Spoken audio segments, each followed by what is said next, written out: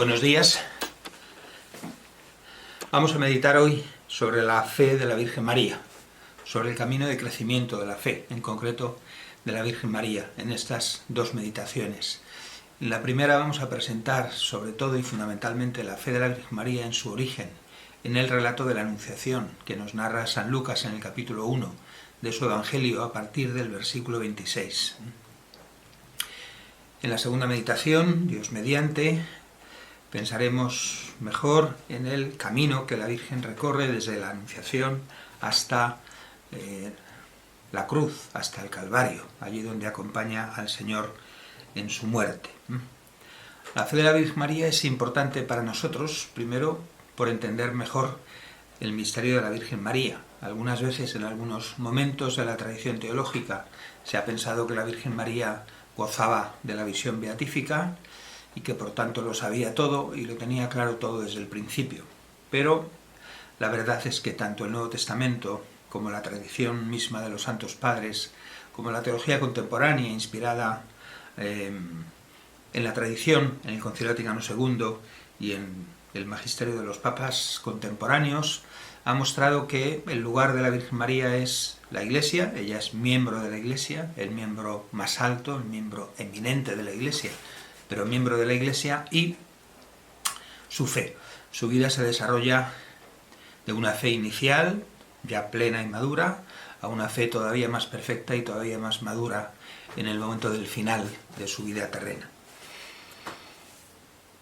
Meditar sobre la fe de la Virgen María es por tanto importante para conocer mejor a la Virgen María, pero también porque la Virgen María es modelo de nuestra fe, y en la medida en que es también Madre nuestra, tiene como misión contagiarnos su fe, hacernos participar de su fe, para que nuestra participación en la vida del Señor sea lo más plena posible. De modo que cuando meditamos sobre la fe de la Virgen María, nos miramos como en un espejo.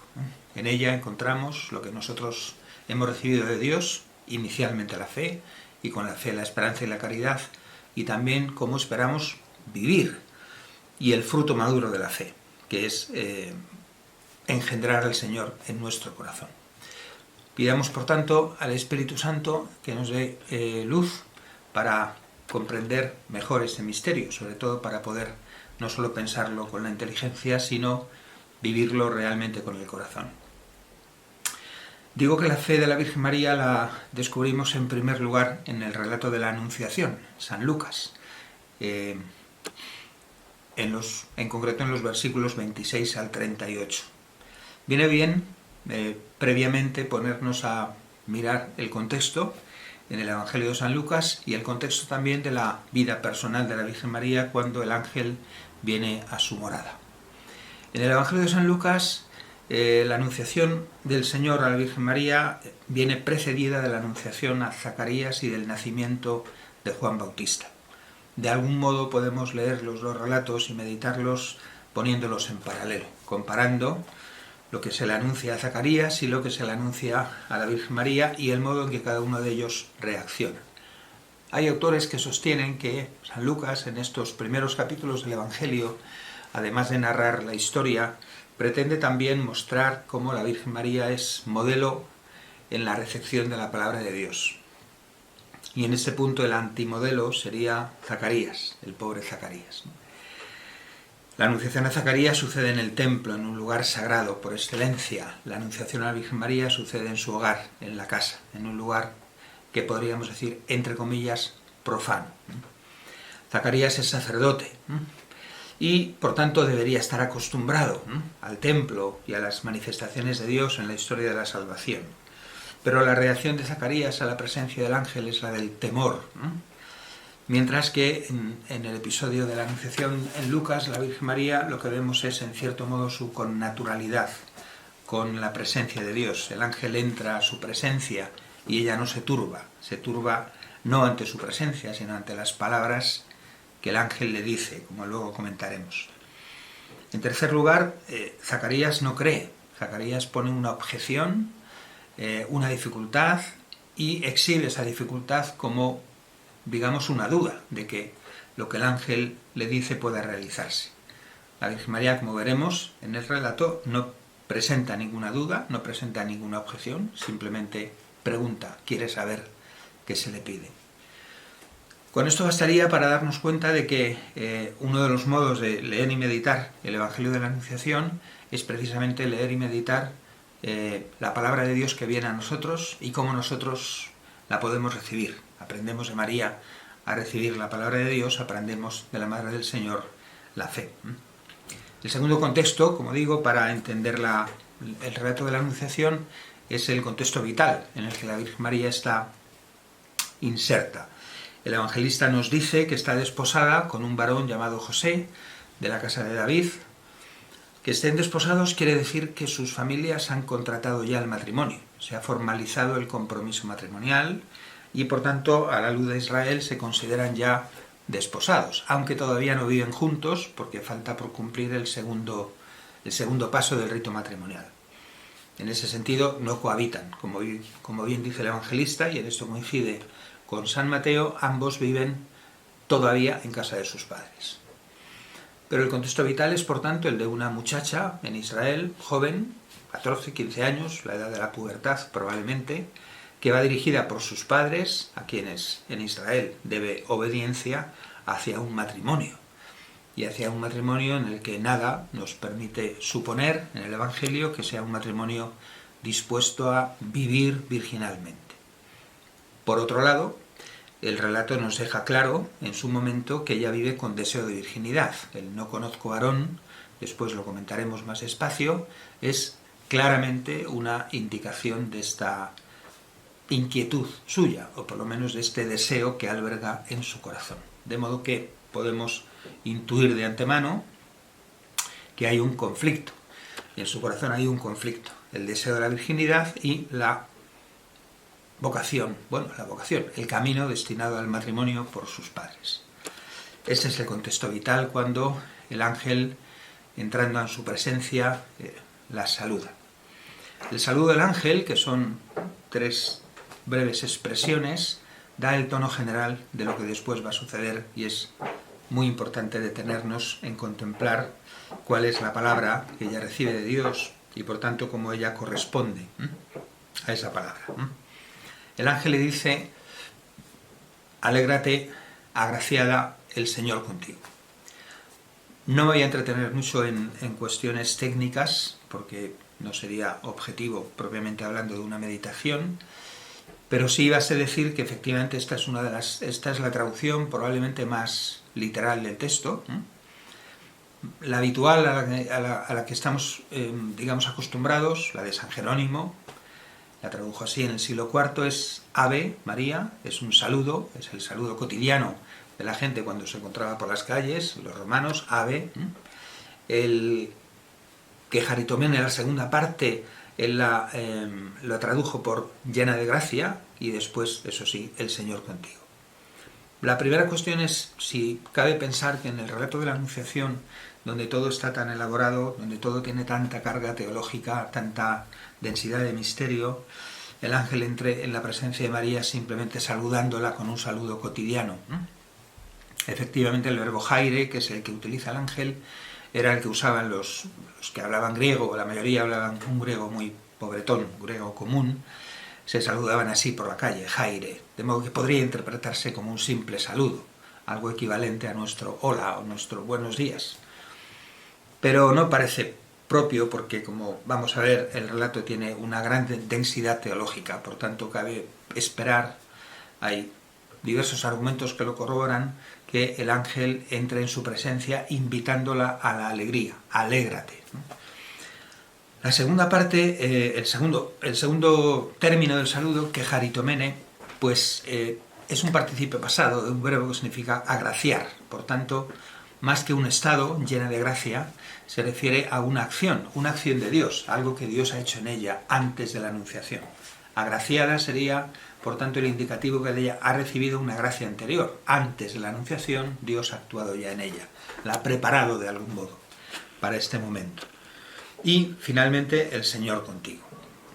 ¿Qué sentido tienen una vez vista la traducción? Empezamos por quejaritomene, ¿no? El agraciada. No aparece solo una vez, aparece 2 veces, aquí en la Anunciación y otra en la carta a los Efesios. En el himno de Efesios que rezamos en vísperas, en el versículo 6, el himno dice que Dios nos ha destinado, ¿no?, para alabanza de la gloria de su gracia, con la que hemos sido agraciados en el amado, ¿no?, en quien tenemos la redención, el perdón de los pecados, ¿no? Podemos decir, por tanto, que tal vez la expresión del ángel agraciada se refiera a una acción interior de santificación de la Virgen María. Podríamos traducir algo así como santificada, ¿no? Y tercero, el Señor contigo. El Señor contigo era una expresión que en las vocaciones del Antiguo Testamento se utilizaba para decir al destinatario de la misión del Señor, cuando la misión superaba sus fuerzas, que el Señor estaría con él para ayudarle a cumplir una misión que recibe, ¿no?, que le excede en sus posibilidades. Pero probablemente aquí está tomada también del Antiguo Testamento, en concreto, de lo que llamamos los relatos de la hija de Sión. Hay dos cantos muy pequeñitos, en el profeta Zacarías 1, Zacarías 9:9, y en Sofonías 3, 14 y 17, dos cantos que se dirigen a Jerusalén, a la ciudad de Jerusalén, que está a punto de ser liberada del destierro en Babilonia. Se la invita a la alegría porque el Señor viene a ella, mora en medio de ella para devolverle la libertad y la tierra prometida. Por tanto, aquí tenemos una secuencia que es la que ha inspirado tantos cantos de la tradición cristiana de esta figura de la Virgen María como hija de Sión. La alegría, por tanto, alégrate, el Señor en ti, evoca los cánticos de Zacarías y Sofonías, es la hija de Sión. La Virgen María aquí es ella, María, la Madre del Señor, pero es también una figura, un anticipo de la Iglesia, llamada, invitada a la alegría por la presencia del Señor. De modo que el tema de la Anunciación es la alegría porque viene el Señor, porque el Señor viene a morar en medio de su pueblo, viene a morar en María, y para ello, previamente, esa morada ha sido santificada, ha sido purificada. Este sería el sentido del saludo. Es un saludo, por tanto, extraordinario, va mucho más allá de las palabras cotidianas que se pueden dirigir, ¿no?, las personas cuando se cruzan por la calle. Eso explica el segundo momento, que ya nos pone ante los ojos el modo en que la Virgen María reacciona ante la palabra de Dios, ¿no? No se turba por la presencia del ángel, lo he dicho antes, se turba por las palabras. Ella se turbó ante estas palabras y se preguntaba qué saludo era aquel. Con esto nos dice el mismo relato que prestemos atención a esas palabras del saludo, pero también nos dice que ella prestó atención, ¿no? La fe supone primero escuchar. La fe es en relación a la palabra de Dios, es escuchar, acoger y responder. El evangelista San Lucas nos dice varias veces, en momentos de difícil comprensión de la vida de la Virgen María, como veremos después, que ella escuchaba, guardaba en su corazón y le daba vueltas. Aquí es en cierto modo lo mismo, aunque San Lucas no lo diga de esa manera, lo diga con otra expresión. Ella encuentra turbador lo que el ángel le dice, porque en su humildad esas palabras a ella la sobrecogen, pero busca interiormente el sentido y permanece, en cierto modo, en silencio, ¿no?, antes de tener claro, ¿no?, qué puede decir. Pero el ángel percibe su turbación y continúa adelante. No temas, ¿no? María, has hallado gracia ante Dios, ¿no?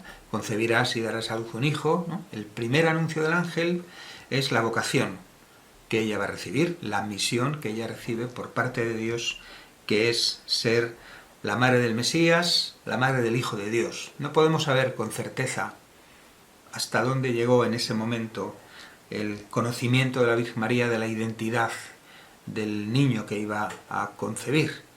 Para una israelita de su época y antes de la revelación de Jesús es muy difícil pensar que ella pudiese saber que el niño que iba a concebir era Dios mismo, pero no lo sabemos, no sabemos si hubo una iluminación especial. Ella en cualquier caso tiene viva conciencia de estar ante lo santo, ante la santidad de Dios que viene a ella y le ofrece un hijo que será el Mesías, el Hijo del Altísimo, tal como Israel lo pensaba, ¿no? Con unas palabras que ciertamente contrastan, si tenemos en cuenta lo que ella dice de sí misma en el Magnificat. Ella ha mirado Dios ha mirado a la pequeñez de su esclava. En este momento es el contraste entre lo que Dios le ofrece por medio del ángel y la pequeñez que ella vive de sí misma, ¿no? Pero tampoco esto la turba demasiado, ¿no? Simplemente cuando acaba el ángel de anunciar que el niño que va a nacer será grande, se llamará Hijo del Altísimo, que salvará a su pueblo de los pecados, ella pregunta, ¿no?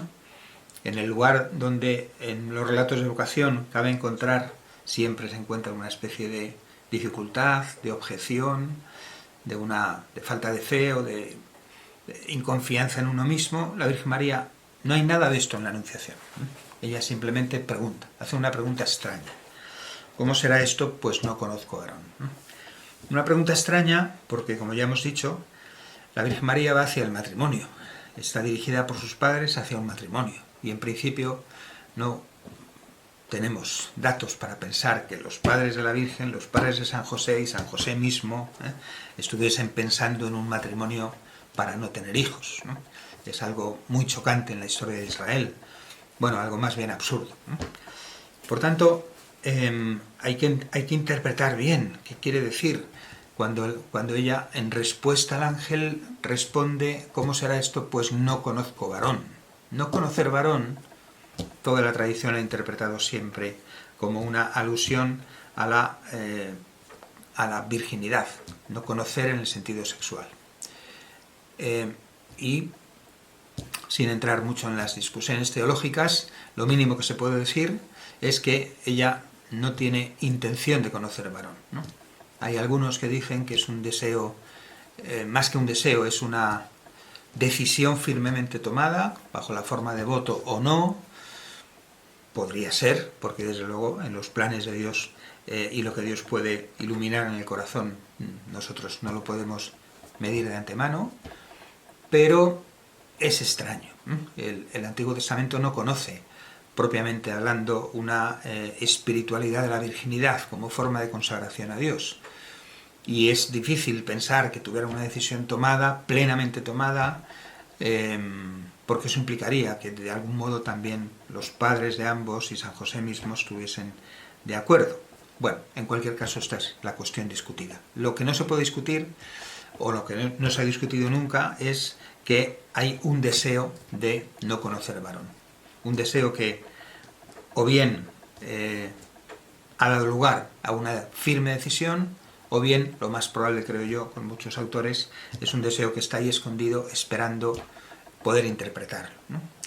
Guardini, yo creo que es el autor de esta interpretación, a mí me parece psicológicamente la más realista, y es que ella desea la virginidad, por tanto no desea el matrimonio al que sus padres la conducen, pero ella tiene que obedecer a sus padres y por tanto está metida en un camino que no es el camino de su corazón, no es donde ella se encuentra a gusto, no es lo que ella quiere, ¿no? Pero vive bajo obediencia, y como vive bajo obediencia sigue la voluntad de sus padres, ¿no? Pero cuando el ángel se presenta y le dice lo que le dice, ella conecta esta palabra de Dios que recibe, la conecta con el deseo de su corazón, y entonces pregunta: ¿cómo va a ser? Y pone ante el ángel su decisión. No tanto para poner un obstáculo o para poner una condición, sino para saber qué quiere Dios, ¿no? La escucha de la fe es para la obediencia. Ella ha escuchado, ha buscado comprender y ahora pregunta qué tiene que hacer. ¿Cómo va a ser? Va a concebir y dar a luz un hijo, pero va a ser en la vía matrimonial a la que está conducida por sus padres, es decir, a través de un matrimonio normal conociendo varón, o como es su deseo sin conocer varón, ¿no?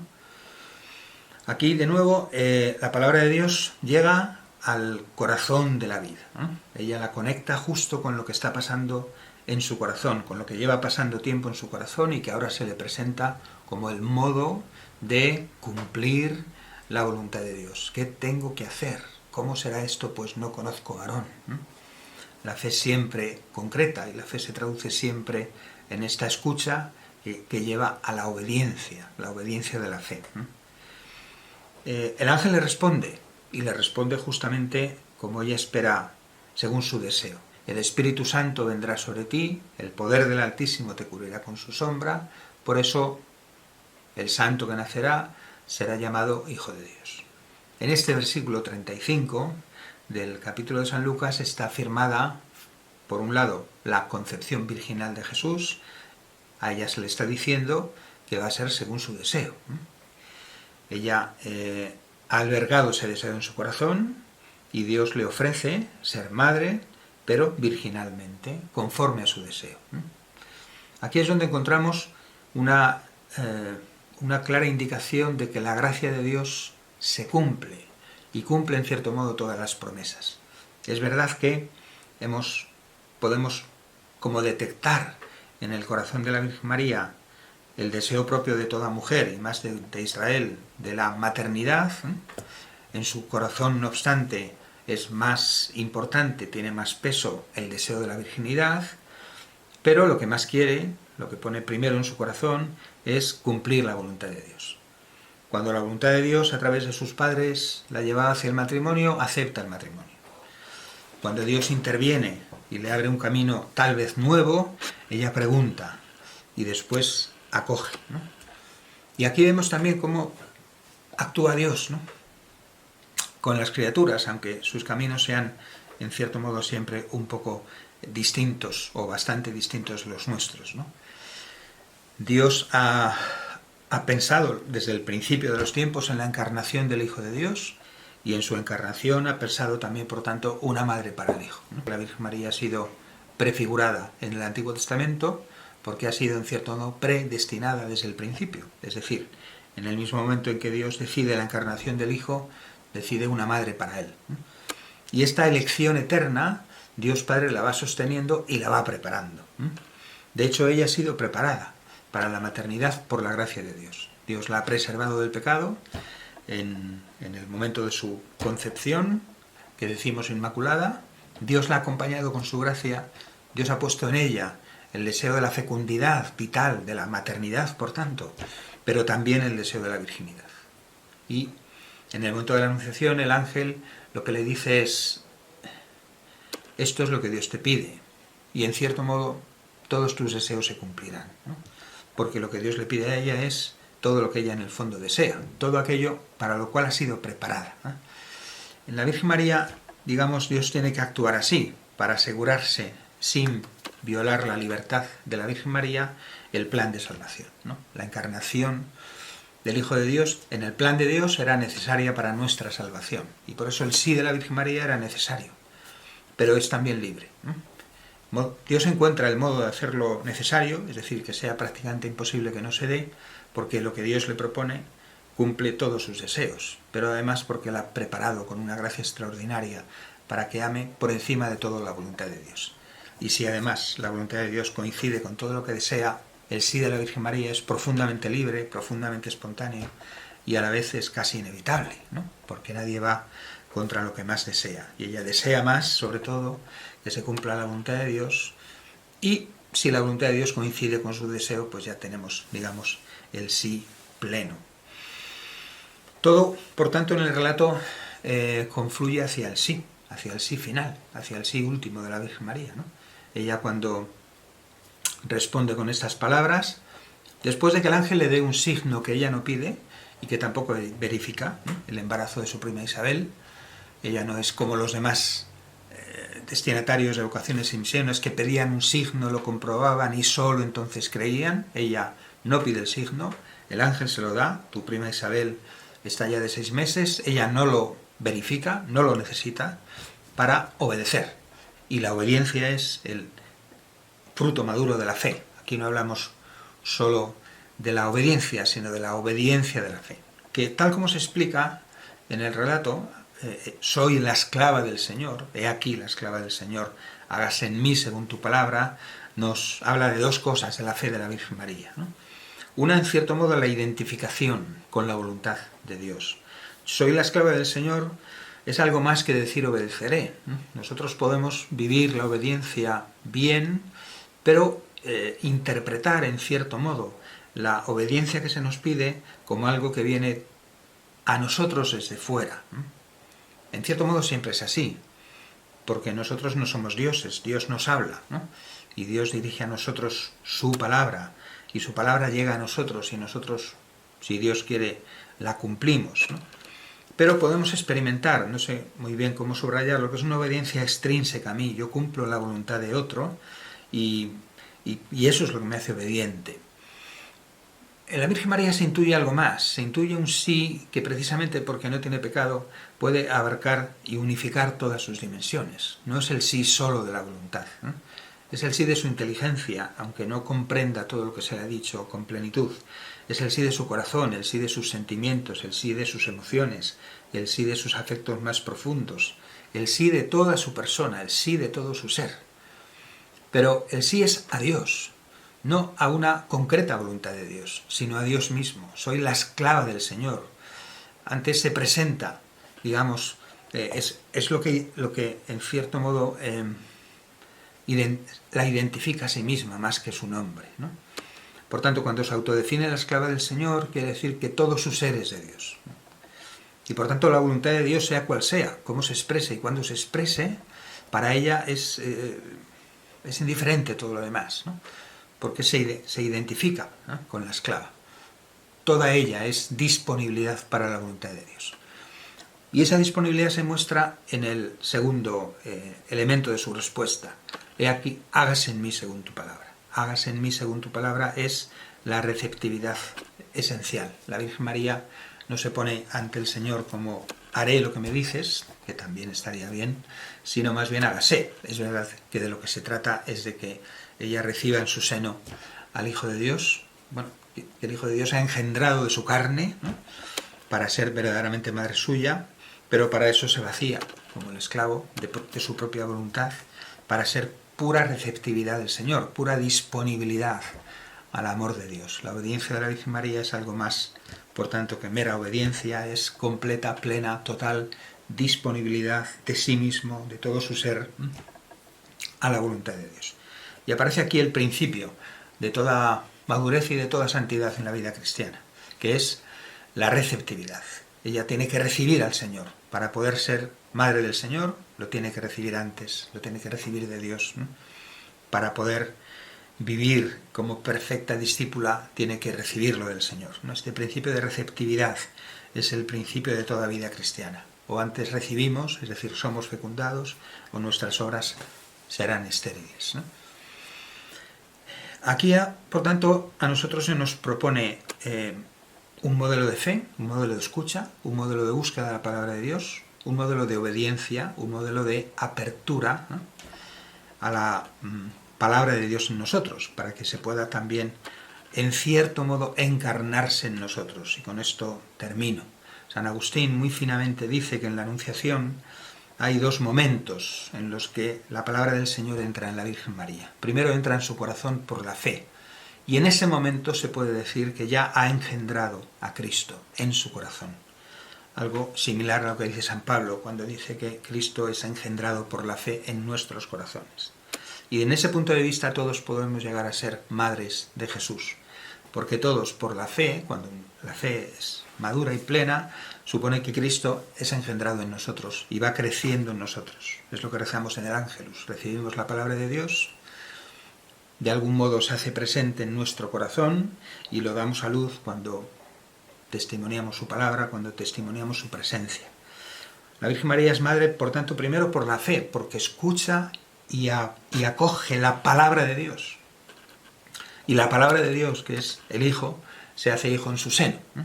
Por tanto, la recibe también en su carne, ¿no? Recibe, dice San Agustín, al Hijo, al Logos en su mente y a Cristo, al Señor, en su vientre. Pero esta segunda, la maternidad que lleva en el seno, es el fruto de la maternidad del corazón. De la pureza, por tanto, con la que ha escuchado la palabra de Dios, de la pureza con que la cumple, con la que se abre a la acción de Dios y se dispone a ser su esclava, ¿no? En definitiva, aquí se nos propone el modelo de la escucha de fe, el modelo de la virginidad, que en la vida consagrada implica el voto de castidad, y el modelo también de fecundidad, porque cuando virginalmente vivimos la fe, y tenemos un corazón abierto solo a la gracia de Dios, no comprometido con otros afectos y con otros amores, entonces engendramos también a Cristo en nuestro corazón para poder entregarlo al mundo. Pues contemplemos a la Virgen María con los ojos que el Espíritu Santo nos permita, que nos conceda para poder vivir marianamente una vida más del Señor. Que así sea.